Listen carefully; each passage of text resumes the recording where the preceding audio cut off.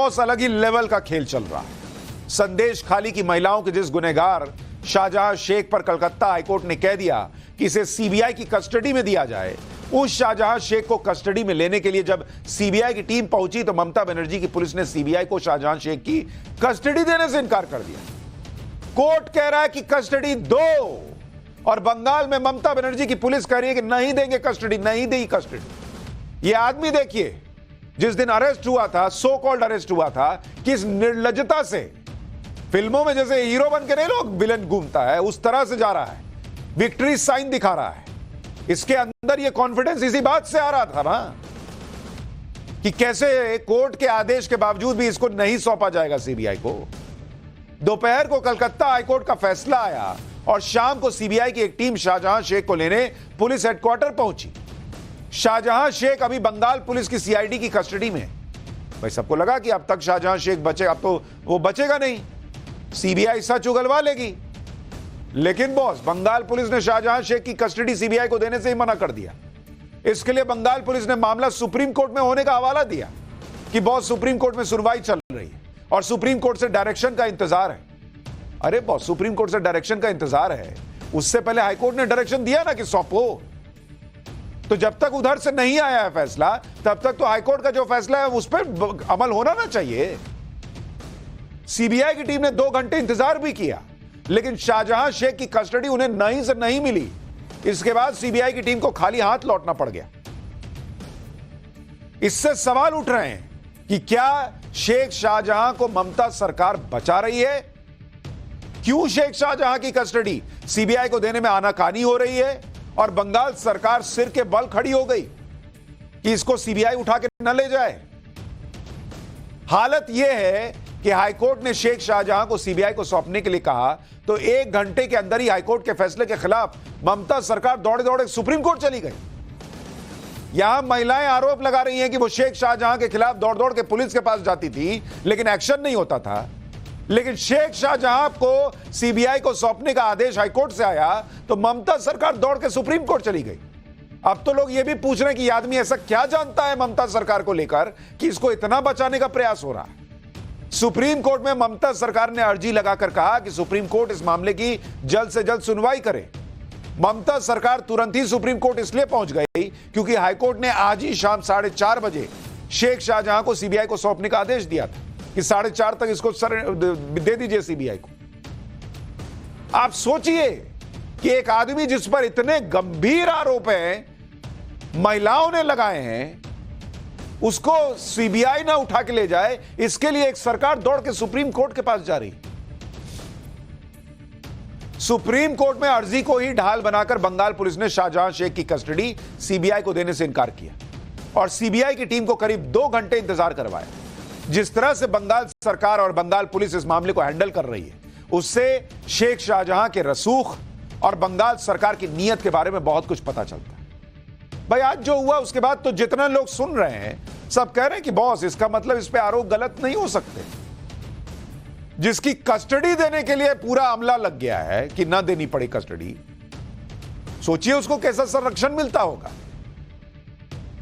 भाई ये तस्वीर याद कीजिए ना, जब शाहजहां शेख को पहली बार गिरफ्तार करने के बाद कोर्ट में पेश किया गया था, तब कोर्ट जाते वक्त शाहजहां शेख ऐसे चल रहा था जैसे उसके ऊपर कोई दबाव ही नहीं है। वो इतने संगीन अपराध के बाद भी बेफिक्र है, वो रोले में चल रहा है। भाई देखिए ना, चौड़ा ऐसा ऐसा करके हाथ जा रहा है।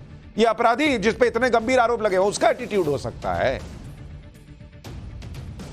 इसकी बॉडी लैंग्वेज देखकर कोई नहीं कह सकता था कि ये करीब 2 महीने से पुलिस से भागता फिर रहा है। उस दिन शाहजहां शेख की चाल ढाल देखकर तभी लोग कहने लगे थे कि पुलिस ने इसे पकड़ा नहीं है, बल्कि इसने खुद को पकड़वा कर पुलिस पर जैसे कोई एहसान किया ऐसा लग रहा है। ये तस्वीरें उस वक्त की हैं जब शाहजहां शेख को पुलिस कस्टडी में बशीरहाट कोर्ट में पेश किया गया था। जिस तरह से ये कोर्ट में दाखिल हुआ, ऐसा लगा जैसे पार्टी दफ्तर में घूमने आया है। ऐसा ओवर कॉन्फिडेंट तो किसी आरोपी को तभी आता है, अंदर से कॉन्फिडेंस आता है, ओवर कॉन्फिडेंस, जब उसके सिर पर सत्ता का हाथ हो और उसे यह भरोसा हो कि पुलिस कस्टडी में उसे कुछ नहीं होगा। वरना पुलिस की गिरफ्त में तो अच्छे अच्छे अपराधियों की हालत पतली हो जाती।